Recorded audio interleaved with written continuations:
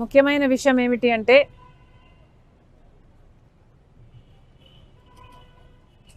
అదానీ గారి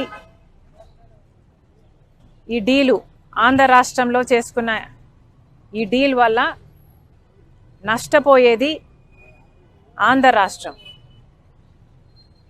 ఈ భారం పడబోయేది ఆంధ్ర రాష్ట్ర ప్రజల మీద. కానీ లాభం మాత్రం అదానీ గారికి. ఇది ఎక్కడి న్యాయమని అడుగుతున్నాం. కేవలం అదానీ గారికి లాభం చేకూర్చడానికి చేసిన ఈ డీల్లో ఆంధ్ర రాష్ట్ర ప్రజలను తాకట్టు పెట్టడం జరిగింది. ఇది న్యాయమేనా? అది కూడా ఈ డీలు రాబోయే 25 సంవత్సరాల వరకు ఈ డీలు వర్తిస్తుంది అంటే ఈ తరమే కాదు వచ్చే తరానికి కూడా తాకట్టు పెట్టినట్టు దీని అర్థం కాదా? కేవలం ఒక్క అదానీకి మేలు చేయటానికి ఆంధ్ర రాష్ట్రాన్ని, ఆంధ్ర రాష్ట్ర ప్రజలని తాకట్టు పెట్టి వాళ్ళకు నష్టం వచ్చినా పర్వాలేదు అన్న రీతిలో ఆలోచన చేశారు.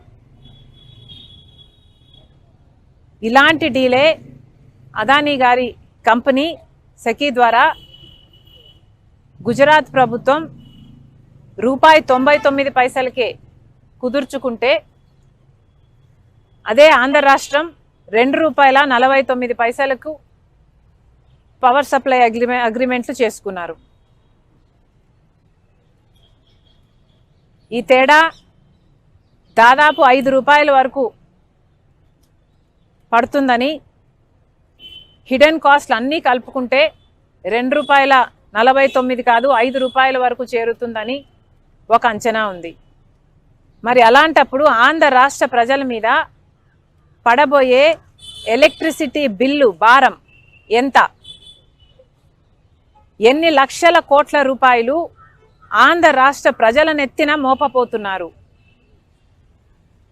ఒక ప్రభుత్వము ఎక్కువ ధరకు కరెంటు కొనుగోలు చేయాలి అని పవర్ సప్లై అగ్రిమెంట్లు చేసుకుంది అంటే దానికి అర్థం ఎక్కువ చెల్లించేది ఎవరు? ప్రజలు కాదా? డిస్కామ్లేమో ఎలక్ట్రిసిటీ సప్లై చేసిన తర్వాత బిల్లులు వసూలు చేసేది ఆంధ్ర రాష్ట్ర ప్రజల దగ్గర నుంచి. మరి అలాంటప్పుడు ఈ భారం అంతా ఆంధ్ర రాష్ట్ర ప్రజల నెత్తిన మోపడం కాదా? ఇది ఎక్కడి న్యాయం అని అడుగుతున్నాం. ఎందుకని ఇంతవరకు కూడా అటు కేంద్ర ప్రభుత్వం అయినా ఇటు రాష్ట్ర ప్రభుత్వం అయినా ఒక్క ఎంక్వైరీకి కూడా ఎందుకు కమిషన్ చేయలేదు అని ప్రశ్నిస్తుంది కాంగ్రెస్ పార్టీ. ఈ అవినీతి బయటపడింది, డిస్కవర్ చేసింది మన ఏజెన్సీలు కాదు.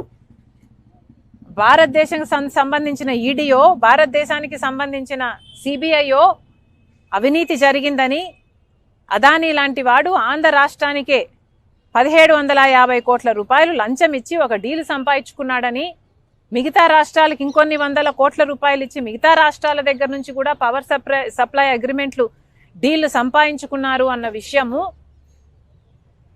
మన ఏజెన్సీలు ఏవి బయట పెట్టలేదు. ఎంత సిగ్గుచేటు!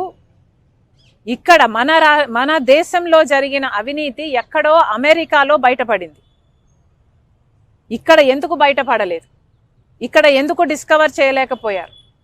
ఎందుకంటే ఈడీ అయినా, సిబిఐ అయినా, ఇన్కమ్ ట్యాక్స్ అయినా అన్నీ అదానీ గారి చేతుల్లోనే ఉన్నాయి. ఎలక్షన్ కమిషన్ అయినా, ఆఖరికి ఏ ఏజెన్సీ తీసుకున్నా, ఆర్బీఐ అయినా, ఏ ఏజెన్సీ తీసుకున్నా ఈరోజు అన్ని మోడీ గారు తన గుప్పెట్లో పెట్టుకొని ఉన్నాడు. ఎంత సిగ్గుచేటు! మన దేశంలో ఈ అవినీతి డిస్కవర్ చేయలేకపోయాం.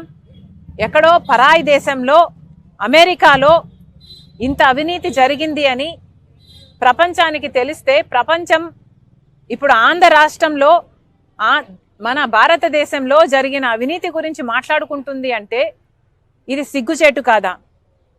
మన దేశం పరువు అదానీ గారు తీస్తే రాష్ట్ర పరువు జగన్మోహన్ రెడ్డి గారు తీశారు. ఈరోజు అంతర్జాతీయ స్థాయిలో అదానీ అవినీతి గురించి, జగన్మోహన్ రెడ్డి గారి అవినీతి గురించి మిగతా ముఖ్యమంత్రుల గురించి, ఎవరైతే డబ్బులు తీసుకున్నారో వీళ్ళ అవినీతి గురించి అంతర్జాతీయ స్థాయిలో మాట్లాడుతున్నారు. మరి ముఖ్యంగా అవినీతి 2100 కోట్లు ఇస్తే 86% అంటే 1750 కోట్ల రూపాయలు అప్పుడు ముఖ్యమంత్రి జగన్మోహన్ రెడ్డి గారికే ఇచ్చామని సాక్ష్యాలు ఆధారాలతో సహా ఈ ఏజెన్సీలన్నీ అక్కడ అన్ని సేకరించిన తర్వాత ఛార్జ్ షీట్ కూడా ఫైల్ చేసి ట్రయల్కు వాళ్ళు రెడీ అవుతున్నారు. అక్కడేమో ఇంత ఆధారాలు సాక్ష్యాలు ఉండి వాళ్ళు ట్రయల్ కూడా రెడీ అవుతుంటే ఇక్కడ మనం కనీసం అవినీతి జరిగింది అని మాట్లాడడానికి కూడా కేంద్ర రాష్ట్ర ప్రభుత్వాలు సంకోచిస్తున్నాయంటే ఎందుకు అని అడుగుతున్నాం. ఈరోజు కేవలం చంద్రబాబు గారు బీజేపీతో కూటమి కట్టారు కాబట్టి, అదాని బీజేపీ మనిషి కాబట్టి ఈరోజు మాట్లాడడానికి కూడా భయపడుతున్నారు అంటే ఇక మీరు వీళ్ళ మీద యాక్షన్ తీసుకుంటారు అన్న నమ్మకం మీరు ప్రజలకు ఎలా కలిగిస్తారు?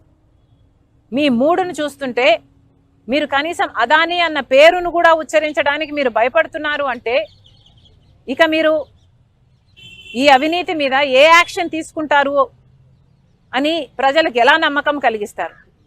అసలు మీరు యాక్షను ఎంక్వైరీ చేయకపోతే, యాక్షనే తీసుకోకపోతే ఇక ఈ డీలు క్యాన్సల్ అవుతుంది అన్న నమ్మకం ప్రజలకు ఎలా కలుగుతుంది? ఈ డీలు క్యాన్సల్ అవ్వకపోతే ఈ డీల్లో నష్టపోయేది ఎవరండి? ప్రజలు కదా. ఈ బిల్లులు కట్టాల్సింది ప్రజలు కదా. ఇంత అత్యధికంగా అధిక రేటుకు కరెంటు కొంటాము అని జగన్మోహన్ రెడ్డి గారి ప్రభుత్వం సంతకాలు పెట్టి అది అదాని పవర్ దగ్గర నుంచి కొంటే ఈ అధిక మొత్తం చెల్లించాల్సింది ఆంధ్ర రాష్ట్ర ప్రజలు. మరి వాటి గురించి ఏం చేస్తున్నారు? ఎవరు ఆలోచన చేస్తున్నారు? అధికారంలో ఉన్న వాళ్ళు ఎందుకు మాట్లాడటం లేదు? చంద్రబాబు గారి పార్టీయే ఆ రోజుల్లో పయావులు కేశవ్ అనుకుంటా, అప్పుడు ఫైనాన్స్ మినిస్టరా, ఓకే, ఆయన గారే ఈ డీల్ జరుగుతున్నప్పుడే అవినీతి జరుగుతుంది అని చెప్పటం జరిగింది. పదే ఎన్ని మీడియా సమావేశాలలో ఎన్నిసార్లు అవినీతి జరుగుతుంది, ₹99 పవర్ కొనొచ్చు, అయినా కూడా పక్క రాష్ట్రంలో ₹99 కొంటుంటే జగన్మోహన్ రెడ్డి గారు మాత్రం ₹2.49 డీలు కుదుర్చుకున్నారు. ఇది అన్యాయం. ఏ బేసిస్ మీద ఈ డీలు కుదుర్చుకున్నారు? ఎవరితో సంప్రదింపులు చేశారు? ఏ బేసిస్ మీద ఇది కుదుర్చుకున్నారు అని అంతలా అడిగిన వాళ్ళు ఇప్పుడు ఎందుకు మాట్లాడటం లేదు? ఇప్పుడు చంద్రబాబు గారు ఎందుకు మాట్లాడటం లేదు? ఇప్పుడు కూడా బాలినేని గారు వాళ్ళ కూటమిలోనే ఉన్నారు. ఇప్పుడు కూడా బాలినేని గారు చెప్తూనే ఉన్నారు గోల్మాల్ జరిగింది అని, అక్రమం జరిగింది అని. మరి మీ కూటమిలో ఉన్న వాళ్ళే అక్రమం జరిగింది అని ఇప్పుడు చెప్తున్నారు. అప్పుడు కూడా ప్రెస్ మీట్లు పెట్టి ఉద్యమం చేసేంత లెవెల్లో మీరు మాట్లాడారు.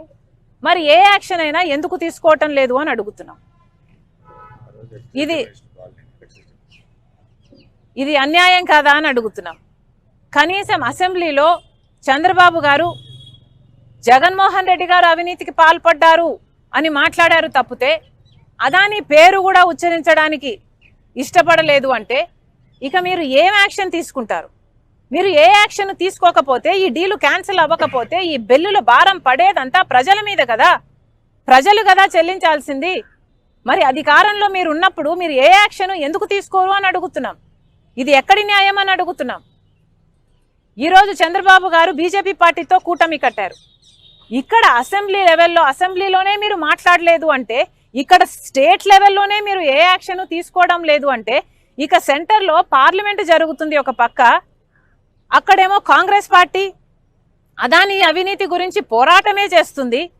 జాయింట్ పార్లమెంటరీ కమిటీ ఎంక్వైరీ చేయాలి అని అడుగుతుంది. మీరు కనీసం అక్కడ మీ ఎంపీలు ఉన్నారు, మీరు అక్కడ మద్దతు ఇవ్వరు, ఇక్కడ మాట్లాడరు. మరి ఏమిటి మీ వైఖరి అని అడుగుతున్నాం. అదానిని మీరు కూడా నెత్తిన పెట్టుకుంటున్నారనే కదా అర్థము. జగన్మోహన్ రెడ్డి గారు ఆంధ్ర రాష్ట్రాన్ని అదాని రాష్ట్రంగా చేశారు. ఒక బ్లాంక్ చెక్ లాగా అదాని గారికి ఆంధ్ర రాష్ట్రాన్ని ఇచ్చే ప్రయత్నం చేశాడు జగన్మోహన్ రెడ్డి గారు. ఒక్క సోలార్ పవర్ డీల్లోనే 1750 కోట్ల రూపాయలు జగన్మోహన్ రెడ్డి గారికి లంచం వచ్చింది అని ఇప్పుడు బయటపడింది. కానీ గంగవరం పోర్టు 10% గవర్నమెంట్ వాటాని జగన్మోహన్ రెడ్డి గారు అప్పనంగా 9,000 కోట్ల రూపాయలు విలువ చేస్తే అదానీ గారికి 640 కోట్లకే అమ్మేశారు. ఇది అన్యాయం కాదా? రాజశేఖర్ రెడ్డి గారే 30 ఏళ్ళకు ఆ పోర్టు మళ్ళీ ప్రభుత్వం చేతుల్లోకి రావాలి అని అంటే 15 ఏళ్ళు గడిచేపోయాయి. ఇంకో 15 ఏళ్లలో ఆ పోర్టు ప్రభుత్వం చేతుల్లోకి వచ్చేది. ఆ వీలే లేకుండా చేశాడు జగన్మోహన్ రెడ్డి గారు. మరి అలాంటి దాంట్లో ఎంత లంచం వచ్చుండాలి జగన్మోహన్ రెడ్డి గారికి? మరి ఇవేవి ఎంక్వైరీ చేయాల్సిన అవసరం లేదా? అవినీతి ఎంత జరిగింది, ఎక్కడ జరిగింది అని, అన్యాయం జరిగింది అని మీరు తెలుసుకోకపోతే ఆ డీళ్లు ఎలా క్యాన్సిల్ చేస్తారు? ఆ డీళ్లు క్యాన్సిల్ చేయకపోతే మరి ప్రజలకు అన్యాయం చేసిన వాళ్ళు కారా మీరు? మిమ్మల్ని ఓట్లేసి గెలిపించింది ప్రజలైనప్పుడు. మళ్ళీ చెప్తున్నాం, అన్యాయం జరిగింది, అక్రమం జరిగింది, క్రైమ్ జరిగింది అని అమెరికా వాళ్ళు చెప్తున్నారు. అక్రమం జరిగింది, క్రైమ్ జరిగింది అని అమెరికా వాళ్ళు చెప్తున్నారు. సాక్ష్యాలు ఆధారాలు ఉన్నాయని వాళ్ళు చెప్పి వాళ్ళు ట్రయల్ కూడా ప్రొసీడ్ అవుతున్నారు.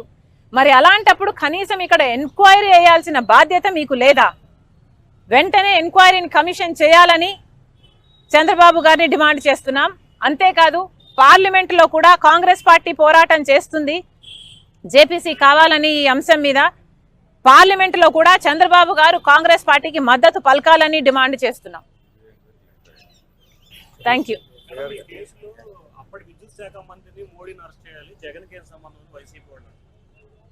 ఏంటమ్మా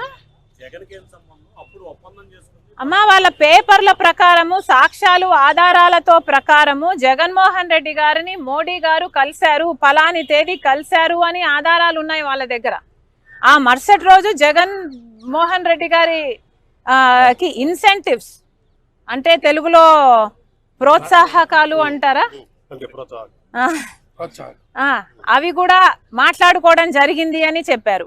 ఆ తర్వాత ఆగమేఘాల మీద కొన్ని గంటల్లోనే ఫైల్ మూవ్ అయిపోయి ఆమోదం ముద్ర కూడా పడిపోయిందని, కేబినెట్లో అప్రూవ్ కూడా అయిపోయిందని ఆధారాలు ఉన్నాయని చెప్తున్నారు.